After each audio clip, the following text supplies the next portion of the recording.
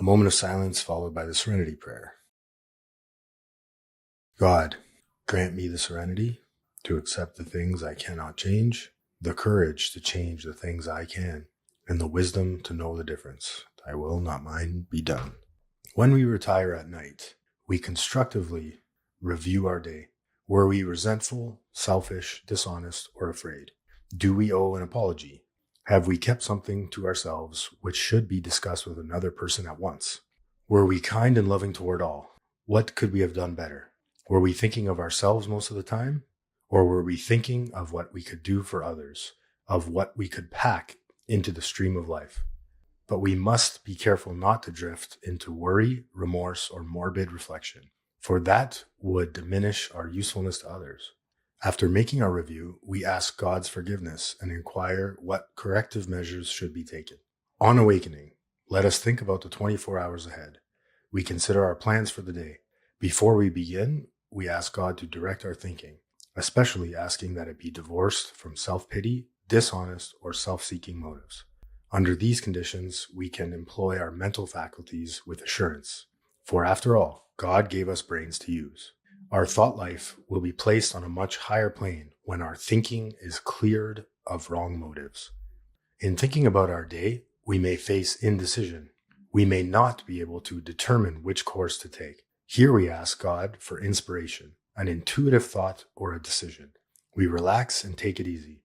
We don't struggle. We are often surprised how the right answers will come after we have tried this for a while. What used to be the hunch or the occasional inspiration gradually becomes a working part of the mind. Being still inexperienced and having just made conscious contact with God, it is not probable that we are going to be inspired at all times. We might pay for this presumption in all sorts of absurd actions and ideas. Nevertheless, we find that our thinking will, as time passes, be more and more on a plane of inspiration. We come to rely upon it. We usually conclude the period of meditation with a prayer that we be shown all through the day what our next step is to be, that we are given whatever we need to take care of such problems. We ask especially for freedom from self-will and are careful to make no requests for ourselves only.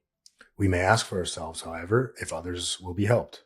We are careful never to pray for our own selfish ends. Many of us have wasted a lot of time doing that, and it doesn't work. You can easily see why. If circumstances warrant, we ask our wives or friends to join us in a morning meditation. If we belong to a religious denomination, which requires a definite morning devotion, we attend to that also. If not members of religious bodies, we sometimes select and memorize a few set prayers which emphasize the principles we have been discussing. There are many helpful books also. Suggestions about these may be obtained from one's priest, minister, or rabbi. Be quick to see where religious people are right. Make use of what they offer. As we go through the day, we pause when agitated or doubtful and ask for the right thought or action. We constantly remind ourselves we are no longer running the show, humbly saying to ourselves many times each day, "Thy will be done."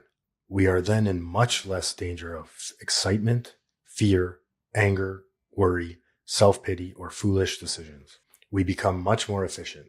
We do not tire so easily, for we are not burning up energy foolishly as we did when we were trying to arrange life to suit ourselves. It works. It really does. We alcoholics are undisciplined, so we let God discipline us in the simple way we have just outlined. But this is not all. There is action and more action. Faith without works is dead.